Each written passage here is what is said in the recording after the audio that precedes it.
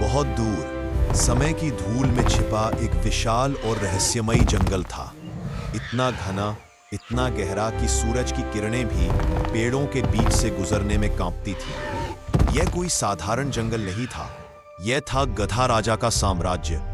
कहते हैं कभी यह जंगल प्यार, शांति और समानता से भरा हुआ था, जहां हर जानवर अपने हिस्से की खुशी के साथ जीता था। लेकिन वक्त ने सब बदल दिया, जब एक साधारण मेहनती गधा जिसने अपने जीवन में बस दूसरों का बोझ उठाया था, अचानक सत्ता के स्वाद से टकराया तो उसका दिल बदल गया।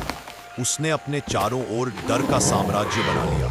सोने की पगड़ी, भारी कढ़ाईदार शाही शेरवानी और हाथ में सोने का राजदंड। अब वो खुद को जंगल का राजा कहने लगा और बाकी सारे जानवर सब उसके अधीन।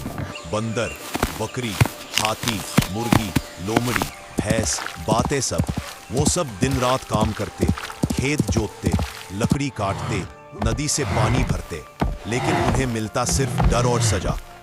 जो थक जाता उसे कोड़े पड़ते, जो सवाल करता उसे कैद खाने में डाल दिया जाता। जंगल की हवा भी अब डर से भरी थी। कभी इस जंगल में जो हंसी गूंजती थी, अब वहां सिर्फ कराहे सुनाई देती थी। गधा राजा का महल जंगल के बीचों बीच बना था। पत्थर की ऊंची दीवारें, बड़े लोहे के फाटक और ऊपर उसकी लाल झंडी जिस पर लिखा था काम ही जीवन है। वह अपने सिंहासन पर बैठता, सोने के प्याले से दूध पीता और अपने चारों ओर बैठे सलाहकारों से कहता, इन जानवरों को काम करने दो, ये तभी उपयोगी है जब झुककर जीते। उसके आसपास लोमड़ी मंत्री थी जो उसकी चालाक सलाहें देती और भैंस सिपाही थी जो उसकी बातों को हुक्म बना देती। सब कुछ उसके आदेश पर चलता था। लेकिन कहानी वहीं नहीं रुकी। एक दिन गधा राजा के सैनिक दूर जंगल की सीमा पर गए। वहां एक चमकती हुई झील के पास एक शानदार बाग दिखाई दिया। उसकी धारियां सूरज की रोशनी में ऐसे चमक रही थी जैसे आग की लपटें। सैनिकों ने सोचा, इसको पकड़कर राजा के सामने ले चलते हैं। इसे देखकर राजा खुश हो जाएगा। उन्होंने जाल फैलाया और चालाकी से बाघ को पकड़ लिया। बाघ गरजा, पर वो बंध गया। लोहे की मोटी जंजीरों में गले में भारी ताला लगा दिया गया। अगले दिन उसे महल के सामने लाया गया। राजा हंस पड़ा, वाह, अब ये भी मेरे लिए काम करेगा। उसने आदेश दिया, इसे खेतों में भेजो, पत्थर तोड़ने दो ताकि बाकी जानवर डरे। बाघ की आंखों में आग थी, लेकिन उसने कुछ नहीं कहा। दिन बीतते गए, धूप में जलते हुए वो काम करता रहा। रात को जब सब सो जाते, वो तारों को देखता और सोचता, कैसा अंधकार है इस जंगल में, जहां राजा एक गधा है और सच्चाई जंजीरों में बंधी है। वक्त बीतता गया। धीरे धीरे दूसरे जानवरों ने बाघ से बातें शुरू की।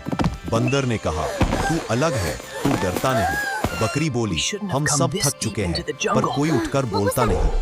बूढ़ा कछुआ, जो इस जंगल का सबसे पुराना निवासी था, धीरे धीरे रेंगते हुए उसके पास आया और बोला, बेटा, आज जो कुछ तुम देख रहे हो वो हमेशा ऐसा नहीं था। इस जंगल में कभी हंसी थी, पर डर ने सब कुछ छीन लिया। अगर तू चाहता है बदलाव तो डर से लड़ना होगा। बाघ ने धीरे से कहा, जंजीरें तोड़ने से पहले जरूरी है कि दिल से डर निकले। एक रात जब तूफान उठा, बिजली कड़की और पूरा जंगल हवा से कांप उठा, बाघ ने अपनी पूरी ताकत से जंजीरों को खींचा। उसकी गर्जना आसमान तक पहुंची और लोहे की जंजीरें टूट गई। वो आजाद हो गया। उसके पैर मिट्टी में धंसे, आंखें जल रही थी और दिल में जलती थी प्रतिज्ञा, अब ये जंगल बदल कर रहेगा। सुबह जब सूरज उगा तो गधा राजा ने देखा, उसकी दीवारों के बाहर भीड़ जमा है। जानवर हल्ला कर रहे हैं और बीच में बाघ खड़ा है, खुली हवा में, सिर ऊंचा, आवाज में गूंज, ओ गधा राजा, अब वक्त है कि तू अपने कर्मों का हिसाब दे। पूरा जंगल हिल गया। राजा गरजा, मुझे चुनौती देता है तू? मैं इस जंगल का मालिक हूँ। बाघ ने कहा, जंगल किसी का नहीं होता, जंगल सबका घर होता है। फिर शुरू हुई सबसे बड़ी लड़ाई। राजा अपनी तलवार लेकर आगे बढ़ा। बाघ बिजली की तरह छलांग लगाता। दोनों के टकराने से पेड़ों की शाखाएं टूटने लगी। पक्षी उड़ गए। बंदर पेड़ों पर लटककर जय चिल्लाने लगे। बकरियां झाड़ियों के पीछे छिप गईं और हवा में मिट्टी और पत्तों का तूफान उठा। गधा राजा ने कहा, मैंने इस जंगल को बनाया। बाघ बोला, नहीं, तूने इसे बांधा है। दोनों एक दूसरे से भिड़ गए और फिर वो पल आया जब बाघ ने अंतिम छलांग लगाई। धड़ाम, राजा जमीन पर गिर पड़ा। पूरा जंगल थम गया। बाघ धीरे से उसके पास आया और कहा, मैं अगर चाहूं तो तुझे खत्म कर सकता हूं, पर सच्चा राजा वो नहीं जो मार दे, बल्कि वो है जो माफ कर दे। गधा राजा की आंखों से आंसू निकल आए।